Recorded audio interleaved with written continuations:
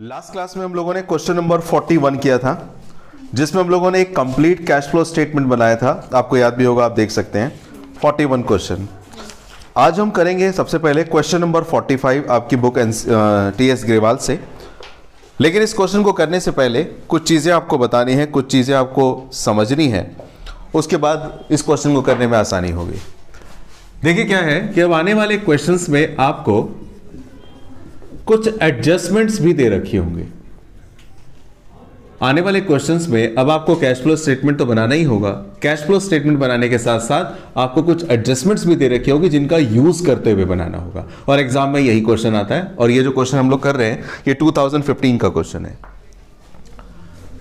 Adjustments याद रखिए आपकी दो तरह की हो सकती है। एडजस्टमेंट होगी या तो किसी एसेट के लिए, और वो एडजस्टमेंट होगी तो याद रखिए किसी लायबिलिटी के लिए। एडजस्टमेंट किसी एसेट के लिए भी हो सकती है, एडजस्टमेंट किसी लायबिलिटी के लिए भी हो सकती है। आज जो हम कर रहे हैं वो लायबिलिटी वाला नहीं कर रहे, क्वेश्चन एसेट वाला कर रहे हैं। अगर किसी क्वेश्चन में एसेट के लिए एडजस्टमेंट है तो क्या होगा समझिएगा।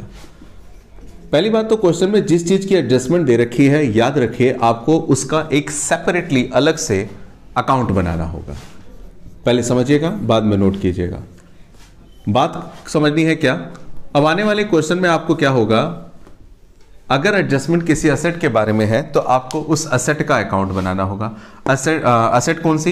एडजस्टमेंट अगर फर्नीचर के बारे में है तो फर्नीचर अकाउंट, एडजस्टमेंट मशीन के बारे में है तो मशीन अकाउंट, एडजस्टमेंट बिल्डिंग के बारे में है तो बिल्डिंग अकाउंट। इस तरह से ज़्यादातर आपको एडजस्टमेंट मशीन के बारे में ही मिलने वाली है, तो हम मशीनरी अकाउंट बनाएंगे। फिलहाल मैंने मशीन नहीं लिखा, एसेट अकाउंट लिखा है। जिस एसेट का भी अकाउंट बनाएंगे आप, ये डेबिट साइड है, ये क्रेडिट साइड है। कैश फ्लो स्टेटमेंट बनाने के अलावा आपको ये बनाना होगा। किसी किसी क्वेश्चन में केवल एक बनाना होगा, किसी किसी क्वेश्चन में 4 भी अकाउंट, 5 भी अकाउंट बनाने को आ सकते हैं। तो इस पर आपकी अच्छी पकड़ होनी चाहिए। अगर इस पर पकड़ अच्छी है तो कैश फ्लो आपके लिए कुछ भी नहीं है। एसेट अकाउंट बनाते समय सबसे पहले एसेट का जो BD बैलेंस होता है, टू बैलेंस BD, एसेट का ओपनिंग बैलेंस यहाँ लिखेंगे, और एसेट का जो क्लोजिंग बैलेंस होगा उस क्लोजिंग बैलेंस को हम यहाँ लिखेंगे। एसेट का ओपनिंग बैलेंस, क्लोजिंग बैलेंस। इसके बाद एसेट अगर हमारी किसी वजह से भी बढ़ती है तो डेबिट साइड में, और एसेट अगर घटती है तो क्रेडिट साइड में। सवाल खड़ा होता है कि एसेट बढ़ेगी कैसे? एसेट बढ़ने की एक ही वजह, जब आप उसे परचेज करेंगे, खरीदेंगे, तो खरीदते समय क्या लिखेंगे? टू बैंक अकाउंट, और ब्रैकेट में ये डिस्क्रिप्शन जरूर देंगे कि आपने इसे परचेज किया है। टू बैंक अकाउंट, ब्रैकेट में परचेज। कभी कभी कुछ बच्चे क्या करते हैं, इसमें टू बैंक अकाउंट लिखने के बजाय लिख देते हैं टू परचेज अकाउंट। गलत है, याद रखिएगा परचेज अकाउंट नहीं लिखना है, क्या लिखना है? Bank account. इसके अलावा एसेट अगर घटती है तो क्रेडिट साइड में। एसेट घटेगी कैसे? एसेट घटने की कई वजह है। पहली वजह, अगर आप एसेट को खरीदते हैं तो मैंने बताया एसेट बढ़ेगी, लेकिन सोचिए अगर एसेट आप बेच देते हैं तो बेचने की वजह से क्या होगा? एसेट्स कम हो जाएंगी।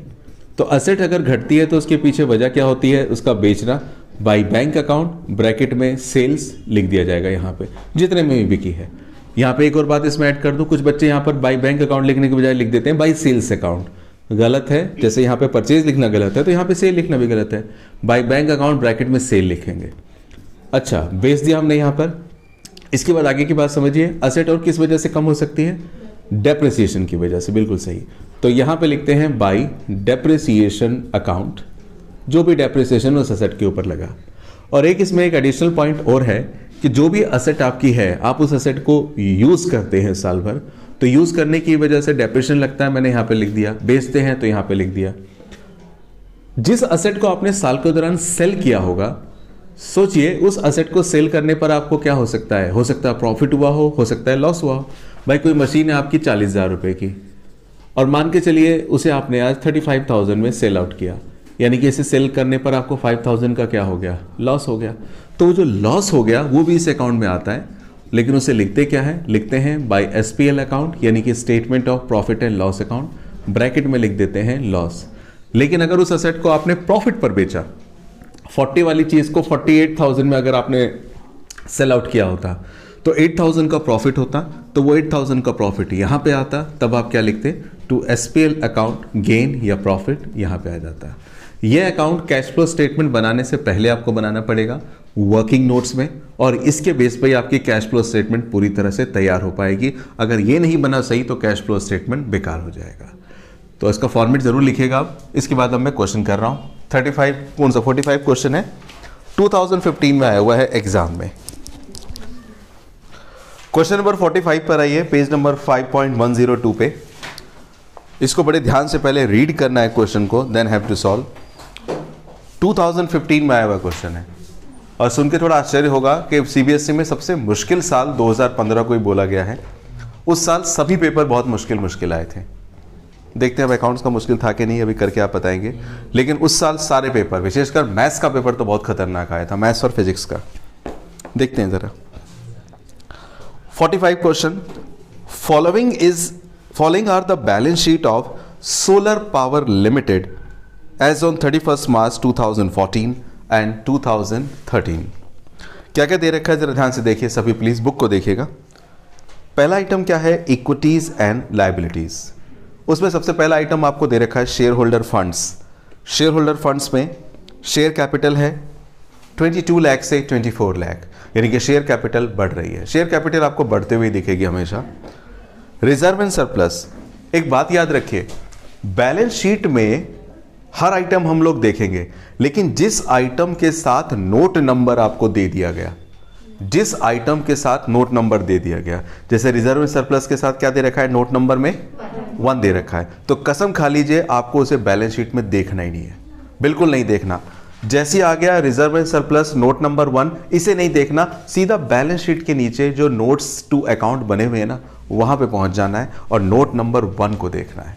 नोट नंबर 1 क्या कह रहा है, नोट्स टू अकाउंट 1 नंबर पे क्या लिखा है बच्चों, रिजर्व एंड सरप्लस, नीचे लिखा है surplus that is balance in statement of profit and loss. मतलब आपको बता रखा है कि आपका प्रॉफिट कितना है, कितना प्रॉफिट है आपका, 4 लाख से 6 लाख हुआ है, यानी कि साल के दौरान कितना प्रॉफिट इंक्रीज हुआ है, 2 लाख का। जिसका नोट नंबर देख दिया उसको ऊपर देखना पाप है, ऊपर बिल्कुल नहीं देखना, सीधा नीचे चले जाना है, कहां पे, नोट्स टू अकाउंट एडजस्टमेंट में। यानी कि पहली चीज तो हमें ये पता चल गई कि इस कंपनी का जो प्रॉफिट है एज पर स्टेटमेंट कितना आया, 2 लाख। ओपनिंग 4 लाख था और क्लोजिंग 6 लाख है ना। आगे देखते हैं क्या लिखा हुआ है। नीचे अगर जाएं तो अगला आइटम बैलेंस शीट पर आ जाते हैं, वापस बैलेंस शीट पर।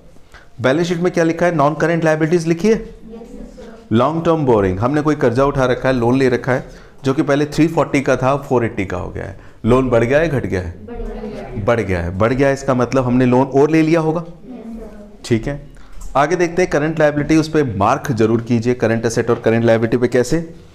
करंट लायबिलिटी में सबसे पहले है ट्रेड पेबल्स। ट्रेड पेबल आपके क्रेडिटर और बिल्स पेबल की बात करते हैं। पहले ये ट्रेड क्रेडिटर और बिल्स पेबल 4,08,000 के थे, अब 358 के हो गए हैं। बढ़ गए हैं, घट गए हैं, घट गए हैं 50,000 से। इसके आगे माइनस का साइन लगा लीजिए हल्का सा। करंट लायबिलिटी में अगला आइटम है short term provisions. Current liability है, शॉर्ट टर्म प्रोविजंस है, कितना है, 1 लाख से 154 हो गया,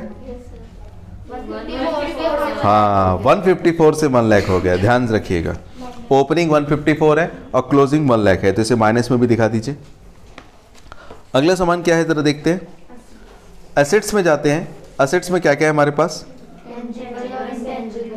नॉन करेंट एसेट, सबसे पहले फिक्स एसेट। फिक्स एसेट में टेंजिबल, अब देखिए टेंजिबल में देखते हैं तो फिर 2 नंबर दिखाई दे रहा है, नोट टू अकाउंट, यहाँ पे नहीं देखेंगे, कहाँ चले जाएंगे, notes to account. Notes to account में जाइए, देखिए टेंजिबल एसेट्स। टेंजिबल एसेट्स कितने की है बच्चों, 20 लाख से 25 लाख 40,000 है ना। फिर उसमें लिखा है लेस एक्यूमुलेटेड डेप्रिसिएशन। हमने जब एसेट खरीदी थी तो 20 लाख की थी और 25 लाख 40,000 ये उनकी कॉस्ट बता रखी है, और उसमें से फिर क्या लेस कर रखा है, एक्यूमुलेटेड डेप्रिसिएशन। डेप्रिसिएशन माइनस करने के बाद क्या वैल्यू बता रखी है, 17 लाख और 21 लाख 40,000। अब इसका मतलब क्या है मैं थोड़ी देर में समझाऊंगा विस्तार से, पहले बस क्वेश्चन को रीड कर रहे हैं। अच्छा, टेंजिबल एसेट पढ़ लिया हमने। ऊपर जाइए बैलेंस शीट में दोबारा से क्या लिखा हुआ है, इंटेंजिबल एसेट्स। इंटेंजिबल एसेट्स में फिर नोट नंबर कितना दिखाई दे रहा है, 3। नोट नंबर 3 दिखाई देने का मतलब ये हुआ, फिर कहां जाएंगे, नीचे। नोट नंबर 3 पे क्या लिखा हुआ है, ये इंटेंजिबल एसेट किस चीज को लेकर बैठा हुआ अपने अंदर, गुडविल पहले थी 2,24,000, अब हो गई है 80,000। जी बढ़िया है, कम हो गई है। करंट एसेट में जाएं तो क्या दिखाई दे रहा है, करंट इन्वेस्टमेंट 3 लाख से 4,80,000। इन्वेंट्रीज, ट्रेड रिसीवेबल और कैश एंड कैश इक्वलेंट। नीचे एडजस्टमेंट में जाता हूं मैं और एडजस्टमेंट में लिखते हैं, क्या लिखा हुआ जरा देखिएगा, एडिशनल इंफॉर्मेशन में ड्यूरिंग द ईयर, ये एडजस्टमेंट आपको पढ़नी है खास है, during the year a piece of machinery costing 48,000 on which accumulated depreciation was 32,000 was sold for ₹12,000। Question में एक बात बता रखी है बच्चों कि साल के दौरान एक मशीन है जिसकी कॉस्ट कितनी है 48,000 की एक मशीन है, ऑन विच एक्यूमुलेटेड डेप्रिसिएशन 32,000 और इसके ऊपर डेप्रिसिएशन अब तक लग कितना चुका है 32,000 का, was sold for ₹12,000 और बेचा कितने में हमने उसे। सबसे पहले एक बात समझिएगा, मशीन की जो कॉस्ट आपको बता रखी है पहले इसको समझना ज्यादा जरूरी है। 48,000 कॉस्ट का मतलब क्या होता है, कोई भी चीज आप बाजार से जिस प्राइस पर परचेज करते हैं, जिस प्राइस पर आप उसे परचेज करते हैं उस प्राइस को ही हम लोग कॉस्ट बोलते हैं। कॉस्ट है 48,000। अब आपने इस मशीन को मान के चलिए खरीदा होगा, यहाँ पे कुछ दिन यूज किया होगा, तो इसके ऊपर क्या लगेगा डेप्रिसिएशन। कितना डेप्रिसिएशन लगा है 32,000। तो डेप्रिसिएशन लगने की वजह से वैल्यू कम हो जाएगी, तो मैं यहाँ पे लिखता हूँ डेप्रिसिएशन, कितना डेप्रिसिएशन लगेगा 32,000, तो कितना बच गया, मशीन बच गई 16,000 की, 16,000 की। अब यहाँ पे एक बात समझिएगा, आपने मशीन 48,000 में खरीदी थी, इसको मैंने कॉस्ट लिखा था, इसे कॉस्ट वैल्यू भी बोलते हैं और इसी को कॉस्ट प्राइस भी बोलते हैं। मशीन की कॉस्ट वैल्यू है, कॉस्ट प्राइस है 48,000, डेप्रिसिएशन लग गया, बची कितने की 16,000। ये जो 16,000 की वैल्यू बच गई है बॉस, इस 16,000 को हम लोग बोलते हैं बॉस बुक वैल्यू। क्या बोलते हैं, बुक वैल्यू। और ये 16,000 वाली मशीन को आपने सेल कितने में किया, तो सेल आपने किया है 12,000 में, सेल्स प्राइस है। तो 16 वाली चीज को अगर आप 12 में किसी को दे रहे हैं तो बताइए उस 16 वाली चीज को 12 में बेचकर आपको 4,000 का क्या हो रहा है, लॉस हो रहा है। इसे हम लोग बोलेंगे लॉस ऑन सेल। यहां पर क्या है, जरा हमें एडजस्टमेंट दे रखी है किसके बारे में, मशीन के बारे में, तो हमें अकाउंट बनाना पड़ेगा। वो अकाउंट कैसे बनेगा जरा ध्यान से समझना बच्चों। 2 अकाउंट बनेंगे यहां पर, देखिएगा कैसे कैसे। एक तो बनेगा आपका मशीनरी अकाउंट और एक बनेगा एक्यूमुलेटेड डेप्रिसिएशन अकाउंट। तो दोनों में बना के दिखा रहा हूं, जरा समझिएगा। मशीनरी अकाउंट जब मैं बना रहा हूं तो अभी थोड़ी देर पहले जो समझाया था वही मशीनरी अकाउंट जो बनता है, याद रखिएगा हमेशा ये कॉस्ट वैल्यू पर हम लोग बनाते हैं। ये हमारा डेबिट साइड है और ये हमारा क्रेडिट साइड है। मशीनरी अकाउंट बनाते समय सबसे पहले, अभी थोड़ी देर पहले जो मैंने बताया था उसके बेस पर, सबसे पहले लिखेंगे हम लोग मशीन का बीडी बैलेंस और यहां पे लिखेंगे जो फॉर्मेट समझाया था बाई बैलेंस सीडी। जरा जाके देखिए मशीनरी का बीडी और सीडी बैलेंस कहाँ है, नोट्स टू अकाउंट में लिखा होगा। अगर आप जाके देखेंगे तो पता लगेगा मशीनरी का बीडी बैलेंस है 20 लाख और क्लोजिंग बैलेंस है 25,40,000। हमें कॉस्ट वैल्यू लिखनी होती है डेप्रिसिएशन घटाने से पहले जो थी। तो बीडी बैलेंस तो आपका है 20 लाख और सीडी बैलेंस 25,40,000। मशीन बढ़ेगी तो इस तरफ, घटेगी तो इस तरफ। सोचिए साल के दौरान आपने मशीन बेची है, तो मशीन बेचने की वजह से मशीन घटेगी बढ़ेगी, घटेगी। तो यहाँ पे 3 चीजें लिखी जाएंगी हर क्वेश्चन में, आगे से सुनिएगा। सबसे पहले जो मशीन आपने साल के दौरान बेची उसके ऊपर डेप्रिसिएशन कितना लग चुका है। जो मशीन आपने बेची उसके ऊपर कितना डेप्रिसिएशन लग चुका है 32,000। तो यहां पे लिखा जाएगा, याद रखिएगा, केवल मैं डेप्रिसिएशन नहीं लिखूंगा आज, मैं यहां पे लिखूंगा एक्यूमुलेटेड डेप्रिसिएशन। वो इसलिए क्योंकि अगर आप क्वेश्चन पर देखें आप तो आपको पता चलेगा, क्वेश्चन में रिजर्व एंड सरप्लस में जाकर नीचे देखिएगा नोट्स टू अकाउंट में दूसरे नंबर पे दे रखा है टेंजिबल एसेट्स।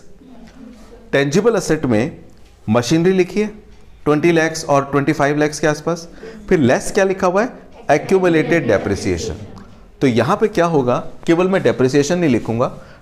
एक्यूमुलेटेड डेप्रिसिएशन का मतलब क्या हुआ, एक्यूमुलेटेड डेप्रिसिएशन का मतलब समझिए कि एक्यूमुलेट का मतलब होता है इकट्ठा करना। मान के चलिए मेरा एक कारखाना है, उस कारखाने में मेरे पास एक ये मशीन है, फिर मान के चलिए मेरे पास एक ये मशीन है, फिर मान के चलिए मेरे पास ये एक मशीन है।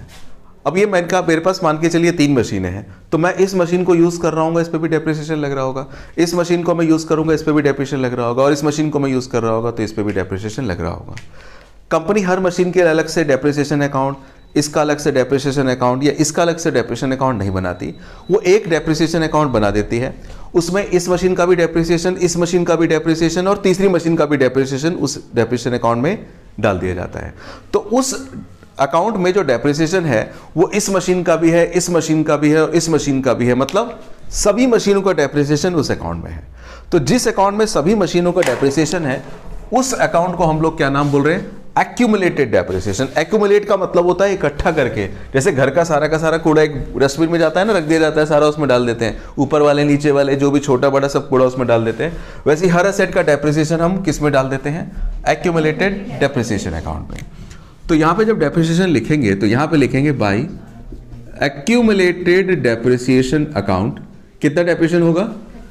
32,000, 32,000। अच्छा, इस हमने बेचा भी है, बेचा है तो क्या लिखेंगे? By bank account cell. कितना बेचा हमने इसको? 12,000 में बेचा है। और बेचने पर नुकसान हुआ, फायदा हुआ, और सॉरी नुकसान हुआ है। बाई एसपीएल अकाउंट ब्रैकेट में लॉस, हाउ मच देयर? 4,000। अब इसके बाद हमें टोटल करना है। टोटल करने के लिए कैलकुलेटर नहीं है, चलिए कोई नहीं। 32 और 4 36 करने आता है ना कैलकुलेटर? 48 यानी कि 12,88,000 है ना? 88 ही आएगा प्यारे। 12 लाख कैसे आएगा? 25 लाख है ना ये। 2588 और ये क्या आएगा? ये भी आएगा 2588। अब इसमें से इसको सब्ट्रैक्ट कर दीजिए तो क्या आएगा? सब्ट्रैक्शन करके आएगा 5,88,000। ये 5,88,000, 5,88,000 डेबिट साइड में बच रहा है। इधर बचने का एक ही मतलब है कि साल के दौरान हमारी मशीनरी की वैल्यू प्लस हुई है, मशीनरी की वैल्यू बढ़ी है। कितने से? 5,88,000 से। अगर बढ़ी है तो यहाँ पे मैं लिखूंगा मशीन हमारे पास बढ़ेगी कब? जब आप उस मशीन को परचेज करेंगे। मशीन हमारी बढ़ेगी कैसे? जब हम उसको परचेज करेंगे। परचेज करेंगे तो हमारा खजाना खाली होगा, लिखा जाएगा टू बैंक अकाउंट और ब्रैकेट में लिखेंगे क्या? परचेज। ये जो मैंने एक अकाउंट बनाया है बॉस आपके सामने, इस अकाउंट में ये मैंने एडजस्टमेंट से चीजें उठाई थी। ये क्वेश्चन में ऑलरेडी दे रखी थी आपको, लॉस भी पता चली गया था। ये क्वेश्चन में नहीं दे रखा था, ये हमने खुद निकाला है। तो खुद निकाला है तो इसमें आप चाहें तो ऐसे लिख के छोड़ सकते हैं। क्या ये है? Balancing figure. ये हमारी बैलेंसिंग फिगर है। ये 32,000 डेप्रिसिएशन मैंने लिखा है। एक बात मैं पूछता हूं, ये 32,000 किस चीज का डेप्रिसिएशन है? आप बताएंगे? ये 32,000 किस चीज का डेप्रिसिएशन है? मशीन का तो है। मशीन तो हमारे पास, मैंने कहा कि ये भी मेरे पास मशीन है, ये भी मेरे पास मशीन है, फिर ये भी एक मशीन है। नहीं, ये जो एक्यूमुलेटेड डेप्रिसिएशन अकाउंट का नाम है। अकाउंट का मतलब इसमें सभी मशीनों का डेप्रिसिएशन लिखा जाता है, लेकिन ये 32,000 पर्टिकुलर किसका डेप्रिसिएशन है? जैसे ये मशीन है मेरे पास, समझिए ये एक मशीन है, ये 2 मशीन है, भी थोड़ी देर में और साफ हो जाएगा। ये तीसरी मशीन है और ये चौथी मशीन है। और मैंने मशीन यहाँ पे मान के चलिए खरीद लिया। खरीदने के बाद मैं 1 साल यूज़ करूँगा, फिर 2 साल यूज़ करूँगा, फिर 3 साल यूज़ करूँगा। अब 3 साल यूज़ करने के बाद पता लगा कि ये वाली मशीन अब मेरे काम की नहीं रही, बेकार हो गई है। तो इस मशीन को क्या कर दूंगा? मैं बेच दूंगा। तो जब बेच दूंगा तो बेचने से पहले इस वाली मशीन को, ये जो मैं मशीन यहाँ पे बेचूंगा, इस वाली मशीन को बेचने से पहले मैंने 1 साल, 2 साल, 3 साल तो यूज़ किया ना। तो 3 साल जब यूज़ किया, खरीदने से लेकर उसे आज की तारीख तक 3 साल यूज़ करने में जितना इसके ऊपर डेप्रिसिएशन लगा होगा, वो डेप्रिसिएशन ये है 32,000। 32,000 रुपये बिकने वाली मशीन का डेप्रिसिएशन होता है। ये डेप्रिसिएशन जो हम यहाँ पे लिखते हैं किसका डेप्रिसिएशन होता है? मैं लास्ट बार बोल रहा हूँ, जो मशीन हमने यहाँ पे बेची, इस मशीन के जन्म से लेकर, जन्म मतलब जब खरीदा गया होगा इसको, जिस तारीख को इस मशीन को खरीदा होगा उस तारीख से लेकर जिस तारीख को मैं बेचूंगा, इस पीरियड में मैंने जितना इस मशीन को यूज़ किया उसके ऊपर जो डेप्रिसिएशन लगा वो ये 32,000 रुपये है। इस 32,000 में ये जो बाकी की मशीनें यूज़ हो रही है ना, ये जो भी तो यूज़ हो रही होंगी, इनका डेप्रिसिएशन इसमें शामिल नहीं है। हमें इसका भी डेप्रिसिएशन निकालना पड़ेगा। उसके लिए क्या करना पड़ता है समझिएगा। अगला जो अकाउंट हम लोग बनाएंगे उस अकाउंट का नाम है एक्यूमुलेटेड डेप्रिसिएशन अकाउंट। कॉन्सेप्ट को बड़े ध्यान से समझिएगा, चीज़ें अगर रटेंगे तो रटते रह जाएंगे, समझ में कुछ नहीं आएगा, आगे चल के भूल जाएंगे। समझ लेंगे तो फिर ज़्यादा पढ़ने की भी ज़रूरत नहीं पड़ती है। देखिए क्या होता है एक्यूमुलेटेड डेप्रिसिएशन अकाउंट में, ये एक लायबिलिटी साइड का अकाउंट है। एक्यूमुलेटेड डेप्रिसिएशन अकाउंट का जो भी दे रखा होता है असेट का रिवर्स होता है, उल्टा होता है।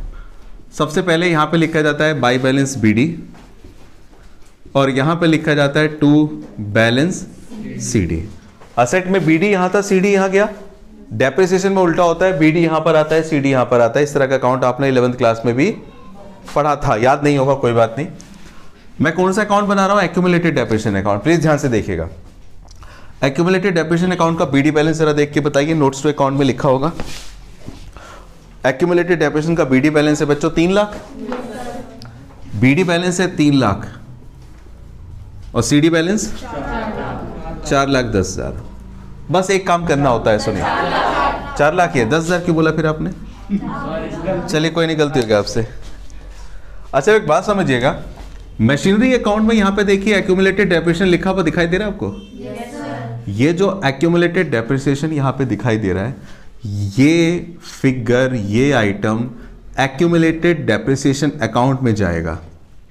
लेकिन मैंने नीचे नहीं बनाया एक्यूमुलेटेड डेप्रिसिएशन अकाउंट, इधर बना रखा है।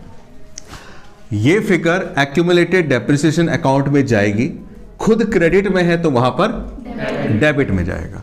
तो यहां पे क्रेडिट में है 32,000 तो वहां पे डेबिट में जाएगा 32,000। और कौन से अकाउंट से आएगा? उस अकाउंट का नाम यहां पे लिख देंगे, क्या लिख दिया जाएगा? To machinery account. मैं दोबारा बोल दूं, क्रेडिट में था वो एक्यूमुलेटेड डेप्रिसिएशन अकाउंट में ही गया डेबिट में। टोटल करेंगे कितना आएगा? 4,32,000। इसका भी टोटल करेंगे 4,32,000 और 4,32,000 में से 3 लाख जाएगा तो कौन बचेगा? ये 1,32,000 पता है क्या होगा? नहीं, आपने जो साल के दौरान करंट ईयर में जो मशीनें यूज करी होंगी, सोचिए, मैं बताता हूं। जैसे ये मान के चलिए 1 मशीन, 2 मशीन, 3 मशीन, बड़ी ध्यान से समझिएगा, ये कॉन्सेप्ट सबसे टफ होता है। 1 मशीन, 2 मशीन, ये 4 मशीनें मेरे पास, और मैंने खरीदी कहां पर? यहां पे खरीदी थी। अब 1 साल यूज हो गया, 1 साल यूज हुआ, इन पर, इस पर और इस पर, इन सब पर डेप्रिसिएशन लगा होगा। फिर एक और साल यूज हो गया, इस 1 साल में भी मैंने क्या करा होगा? इन चारों मशीनों को यूज करा होगा, इसके ऊपर डेप्रिसिएशन लगा होगा। अब मान के चलो यहां से लेकर यहां तक ये हमारा करंट ईयर है, करंट ईयर है, करंट ईयर है, ध्यान समझिएगा। तो करंट ईयर में भी हमने क्या करा होगा? इस मशीन को भी यूज किया होगा, इस मशीन को भी यूज किया होगा और इन दोनों मशीनों को भी यूज किया होगा। लास्ट बार एक लाइन बोलूंगा, इस करंट ईयर में यहां से लेकर यहां तक मैंने इन मशीनों को यूज करने की वजह से जितना डेप्रिसिएशन मेरी मशीन पे लगा होगा, वो डेप्रिसिएशन है ये जो मैं भी बैलेंस करके निकाल रहा हूं 1,32,000। दोबारा सुनिएगा मैं क्या बोल रहा हूं। मैं ये बोल रहा हूं, मान के चलिए मैंने मशीन को मैंने मान के चलिए मशीन को यहां पे खरीदा है, समझिएगा जरा। यहां पे मशीन मैंने खरीदा, ये चारों मशीन यहां पर है। अब ये चारों मशीनें बच्चों यहां पर है, समझने की कोशिश कीजिएगा। अब इसके बाद मैंने क्या करा, इस मशीन को 1 साल यूज किया, तो 1 साल जब मैं यूज करूंगा तो 1 साल यूज करने की वजह से सभी मशीनों पर डेप्रिसिएशन लगेगा। फिर इन्हीं चारों मशीनों को 1 साल और मान के चलिए यूज किया, तो फिर इन सभी मशीनों पर डेप्रिसिएशन लगेगा। ऐसा चलता रहा, चलता रहा, चलता रहा, चलता रहेगा। अच्छा मान के चलिए ये वाला साल जो है, इस साल भी मैंने मशीनों को यूज किया और यहां पर आके एक पार्ट मैंने क्या कर दिया? बेच भी दिया। तो भैया इस साल के दौरान यह है करंट ईयर। करंट ईयर में जो मशीनें यूज हुई, केवल करंट ईयर में, यानी कि इस साल जो भी मशीनें यूज हुई, 1 मशीन यूज हुई, 4 मशीन यूज हुई, 100 मशीन यूज हुई, करंट ईयर में जितनी मशीनें यूज हुई उसके ऊपर क्या डेप्रिसिएशन लगा? वो डेप्रिसिएशन ये है 1,32,000। 1,32,000 किसका डेप्रिसिएशन है? उन सभी मशीनों का डेप्रिसिएशन है जो मशीनें ड्यूरिंग द ईयर, साल के दौरान, करंट ईयर में यूज हुई। क्या इस 1,32,000 में 3 साल का डेप्रिसिएशन होगा या 2 साल का डेप्रिसिएशन होगा या केवल इसी पीरियड का डेप्रिसिएशन होगा? केवल करंट ईयर का डेप्रिसिएशन होगा। इस क्वेश्चन में हमने क्या करा, ये डेप्रिसिएशन दे रखा था तो करंट ईयर का डेप्रिसिएशन निकाला। ये समझना बहुत जरूरी है आपके लिए, क्योंकि एग्जाम में अब ऐसे क्वेश्चन आएंगे जिसमें करंट ईयर का डेप्रिसिएशन दे रखा होगा, केवल बिकने वाली मशीन का डेप्रिसिएशन निकालना होगा। वो क्वेश्चन हम करेंगे, लेकिन फर्क समझना जरूरी है। एक्यूमुलेटेड डेप्रिसिएशन अकाउंट में जो ये बैलेंसिंग फिगर आ रहा है 1,32,000, ये किसका डेप्रिसिएशन है बॉस? ये है करंट ईयर का डेप्रिसिएशन, हालांकि और भी चर्चा होगी आगे विस्तार से। ये करंट ईयर का डेप्रिसिएशन है। तो ये जो करंट ईयर का डेप्रिसिएशन होता है बच्चों, इसको हम लोग बोलते हैं बाई SPL अकाउंट, और यहां पे लिख देते हैं डेप्रिसिएशन ऑफ करंट ईयर। ये करंट ईयर का डेप्रिसिएशन है, समझ रहे हैं आप। अब क्वेश्चन अभी कराता हूं तो और चीजें तस्वीर साफ होगी, एक बार जरा नोट जरूर कर लीजिएगा। एडजस्टमेंट के बाद हम लोग अब बनाते हैं cash flow statement, question number 45 के लिए। ये एक थोड़ा सा लंबा क्वेश्चन है, इसलिए थोड़ा ध्यान से देखिएगा।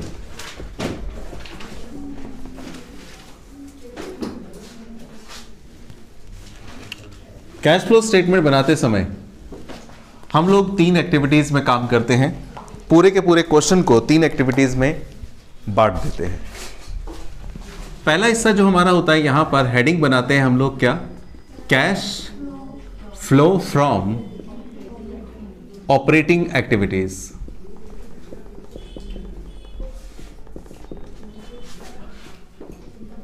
Cash flow from operating activities. अगर आप अपनी नोटबुक को खोल के रखें और फॉर्मेट देखें तो फॉर्मेट में क्या क्या बताया गया था। फॉर्मेट खोलिए, आपकी कॉपी है। अरे फॉर्मेट भाई कॉपी में देखो ना, ये क्या पढ़ेंगे बच्चे। सबसे पहले उसमें लिखा हुआ है net profit during the year. साल के दौरान हमारी कंपनी ने कितना प्रॉफिट कमाया। देखिए साल के दौरान हमारी कंपनी ने कितना प्रॉफिट कमाया, उसके लिए हम लोग पकड़ते हैं SPL को। जाके देखिए statement of profit and loss. पहले प्रॉफिट था आपका 4 लाख, अब प्रॉफिट कितना हो गया है 6 लाख। ये समझना जरूरी नहीं है कि 4 लाख से 6 लाख हो गया, 2 लाख लिख दिया। मैं कहां से बोल रहा हूं वो देखना ज्यादा जरूरी है। आप देखिए नोट्स टू अकाउंट में statement of profit and loss, पहले ये प्रॉफिट 4 लाख था, अब 6 लाख हो गया, तो 2 लाख बड़ा है। तो यहां पे हम लिखेंगे प्रॉफिट फॉर द ईयर, सीधा यहां पे शो अप कर दूंगा 2 लाख। अब चाहे तो यहां पे भी दिखा सकते हैं, लेकिन मैं यहीं पे दिखा रहा हूं। अच्छा, फॉर्मेट में अगर आगे गौर करें तो इसमें क्या क्या ऐड करते हैं। इसमें ऐड करते हैं हम लोग बच्चों नॉन ऑपरेटिंग एक्सपेंसेस। अब सवाल ये खड़ा होता है कि इस क्वेश्चन में नॉन ऑपरेटिंग एक्सपेंसेस के नाम पर कौन कौन से आइटम हमें मिलेंगे। तो नॉन ऑपरेटिंग एक्सपेंसेस के नाम पर जो सबसे पहला आइटम आपको मिलने वाला है, बैलेंस शीट मत देखिए, जो आपने अभी एडजस्टमेंट अकाउंट बनाए थे, आपने नोट किया होगा, उस पर जाइएगा। सबसे पहले मैंने अकाउंट जो बनाया उस पर कहा मैंने, उस अकाउंट में जाके देखिएगा। सबसे पहले एक्यूमुलेटेड डेप्रिसिएशन अकाउंट में, एक्यूमुलेटेड डेप्रिसिएशन अकाउंट में याद रखिए जो करंट ईयर का डेप्रिसिएशन है, ये हम लोग करंट ईयर के लिए बना रहे हैं।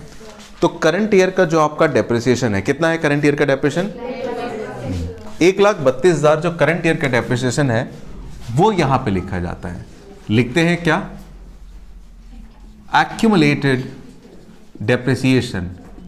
और याददाश्त में अपने दिमाग में बिठाने के लिए मैं C/Y लिख रहा हूं। C/Y का मतलब करंट ईयर। यहां पे वही डेप्रिसिएशन लिखा जाता है जो करंट ईयर का है। करंट ईयर का डेप्रिसिएशन कितना है 1,32,000। अच्छा, नॉन ऑपरेटिंग एक्सपेंसेस की लिस्ट में जो अगला आइटम आएगा वो कौन सा आएगा, जरा सुनिएगा। गुडविल। पहले गुडविल थी 2,24,000 की, और अब गुडविल कितने की है 80,000 की। कितने से कम हुई है गुडविल, माइनस करके बताइए कोई, ले बताओ बताओ। 1,40,000 या 44,000। अरे तो फटाफट बता देना चाहिए, आप तो तेज बच्चे हो। बताओ जरा कितने की है फाइनली 1,44,000। गुडविल रिटर्न ऑफ इसी में आता है। और जो अगला सामान है आने वाला वो कौन सा है बच्चों, जनरल रिजर्व वगैरह होता तो इसमें आ जाता, लेकिन इस क्वेश्चन में जनरल रिजर्व वगैरह नहीं है। तो मेन चीज आ गई, एक तो प्रॉफिट आपने लिख दिया, डेप्रिसिएशन लिख दिया वो भी करंट ईयर वाला, और क्या लिख दिया आपने गुडविल रिटर्न ऑफ। क्यों बच्चों, एक चीज और बस रहती है, आपने मशीनरी अकाउंट बनाया है, ध्यान से समझिए क्वेश्चन को। मशीनरी अकाउंट में क्रेडिट साइड में आया है by SPL account loss on sale of machine, शायद 4,000 आया था। किसी भी असेट को बेचने पे जो लॉस होता है, इस लॉस को भी नॉन ऑपरेटिंग एक्सपेंस में रखा जाता है। ये क्वेश्चन घर पे जाके रिपीट जरूर कीजिएगा, रिपीट जरूर कीजिएगा। तो अगला आइटम जो आने वाला है इसमें वो क्या है, loss on sale of machine.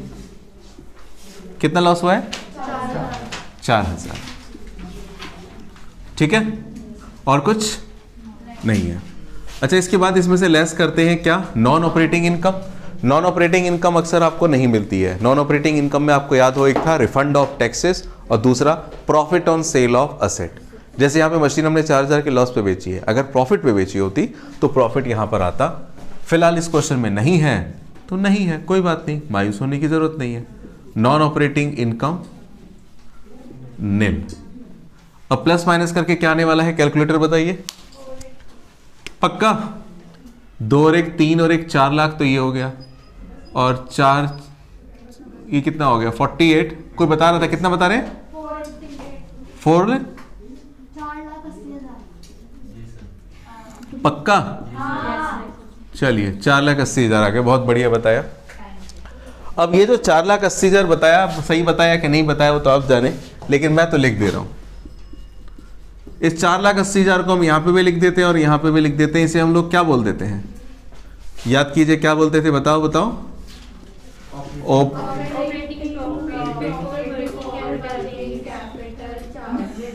ओ बेवकूफ नहीं करो, operating profit before working capital changes.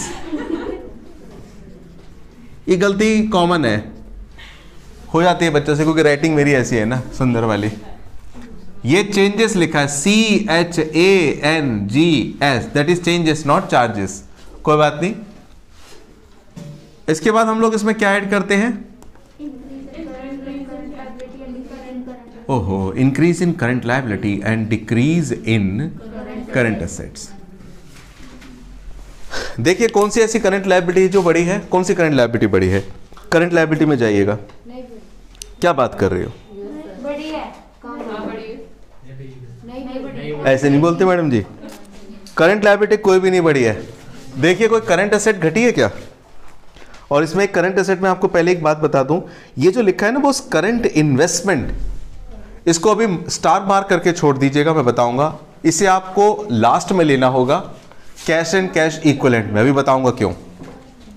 Cash and cash equivalent और करंट इन्वेस्टमेंट को एकदम लास्ट में लेते हैं, बताऊंगा अभी कैसे क्यों। फिलहाल देखिए इन दोनों के अलावा, किसके अलावा, कैश एंड कैश इक्विवेलेंट और करंट इन्वेस्टमेंट के अलावा कोई और करंट असेट है जो घटी हो, कुछ भी नहीं है। अरे यार ये तो बोनी खराब हो गई। इंक्रीज इन करंट लायबिलिटी भी कुछ नहीं है, डिक्रीज इन करंट एसेट भी कुछ नहीं है, मतलब निल। चलिए कोई नहीं, होता है ऐसा भी। इसका रिवर्स, यानी कि पेपर में ऐसा हो सकता है, बच्चा परेशान हो जाएगा कि यार कैसे नहीं हो सकता, सवाल गलत है। नहीं, सवाल सही है। Decrease in current liability and, अब जरा बता दो, अब तो बता ही दोगे, कौन सी करंट लायबिलिटी घटी है। ट्रेड पेबल्स 4,08,000 से 3,58,000। ट्रेड कितना डिफरेंस है, 50,000। अगला आइटम है शॉर्ट टर्म प्रोविजंस। अभी तो फिलहाल इसी में लेंगे, आगे चल के आपको इसकी भी ट्रीटमेंट सीखनी होगी। शॉर्ट टर्म प्रोविजंस पहले 150 का था, 154 का अब कितने का हो गया, 1 लाख का। इसके बारे में कुछ ट्रीटमेंट भी आगे सीखेंगे हम लोग, कुछ एडजस्टमेंट। अभी तो मैं करंट के हिसाब से समझा रहा हूँ। शॉर्ट टर्म प्रोविजंस कितने के हैं बॉस, 54,000 है डिफरेंस जी। अच्छा और देखिए कोई करंट एसेट बड़ी है, जैसे कि इन्वेंट्री। इन्वेंट्री है कितने की, 16,000 की, पक्का, बहुत सही बता दिया आपने। अच्छा आपको पता है ये लेस वाला कॉलम चल रहा है, तो हम लोग क्या करते थे, जादू करते थे। हाँ 16,000। अच्छा और कौन सी करंट एसेट है जो डिक्रीज हुई है बच्चों, और कौन सी करंट एसेट डिक्रीज हुई है, अच्छा सॉरी, कौन सी करंट एसेट इंक्रीज हुई है, ट्रेड रिसीवेबल्स। हाउ मच, कितना से 286 से कितना हुआ है, 3,40,000, यानी कि 54 से बढ़ा है मेरे ख्याल। मैं तो फटाफट कर लेता हूँ ना, आप भी करके देख लो, कोशिश करो। अरे 286 से 340 हुआ तो 14 तो ऐसे ही बढ़ गया, ठीक है ना। अच्छा अब इसके बाद कैलकुलेटर भी लाना पड़ेगा। इसके बाद हम इसको प्लस माइनस करेंगे तो क्या आएगा बॉस, ये हमारा क्या है 50,000 है, 50 और कर भी दिया आपने, वाह, 54,000 है, फिर 16,000 है, और फिर क्या है, फिर 54,000 है। सारे फिगर्स अगर आपने सही बताइए, कितना आया था आप लोगों का? 174। बहुत बढ़िया, 174 माइनस का आ गया। अब इसे किस में से माइनस करेंगे? 480 में से। 480 में से माइनस करेंगे, कितना आएगा? 3,06,000। इसे क्या बोलेंगे? Cash generated from operation. इसे बोलेंगे हम लोग कैश जनरेटेड फ्रॉम ऑपरेशन। बोलिए हाँ या ना? अच्छा, इसके बाद इसमें से लेस करते हैं क्या हम लोग? Tax paid. इस क्वेश्चन में टैक्स पेड दे नहीं रखा, तो टैक्स पेड नहीं दे रखा तो इसका मतलब वो टैक्स पेड निल है, तो हमारा वापस क्या आ जाएगा? ये 3,06,000 आ जाएगा। इसे क्या बोलेंगे हम लोग? नेट कैश फ्लो फ्रॉम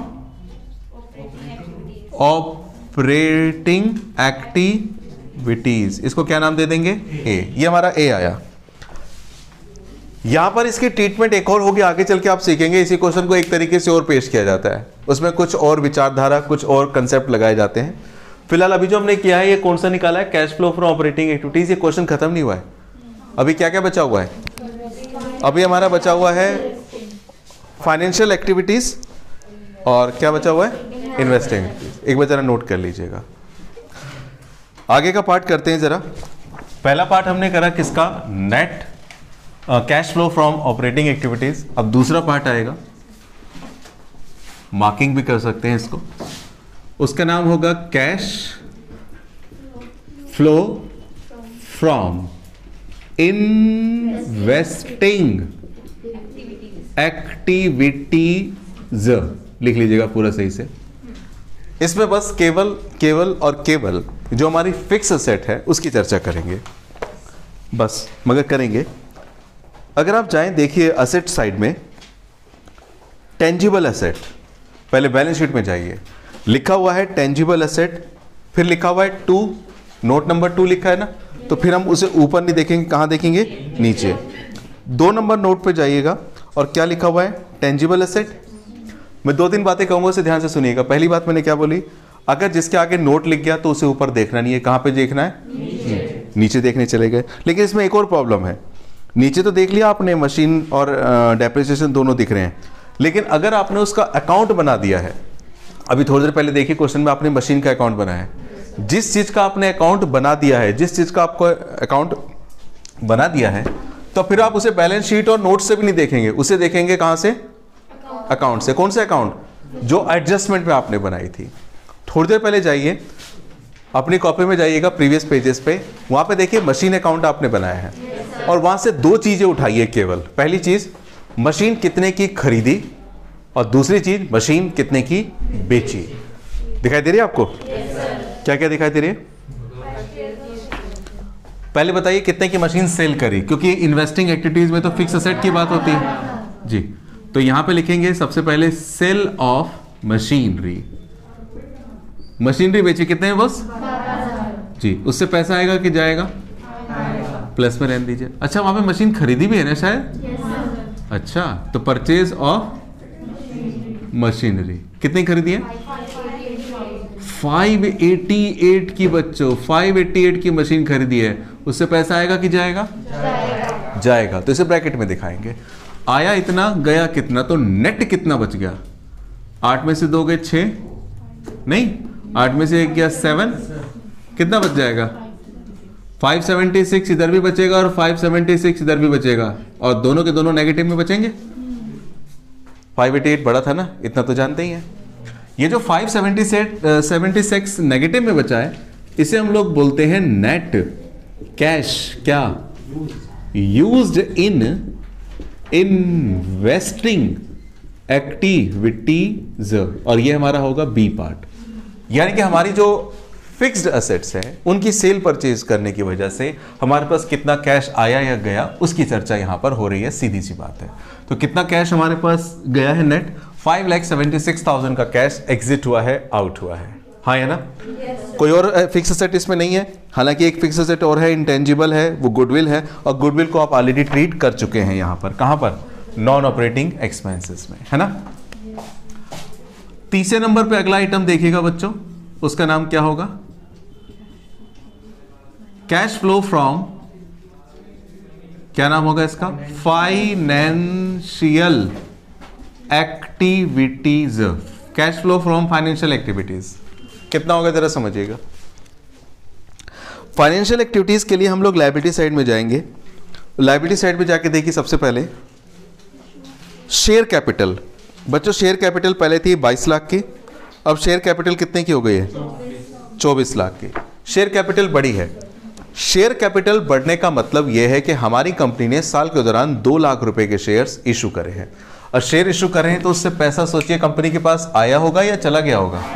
आया होगा। तो यहां पे लिखूंगा मैं इशू ऑफ शेयर्स। कितना पैसा आया होगा बॉस? मात्र 2 लाख रुपए आया होगा।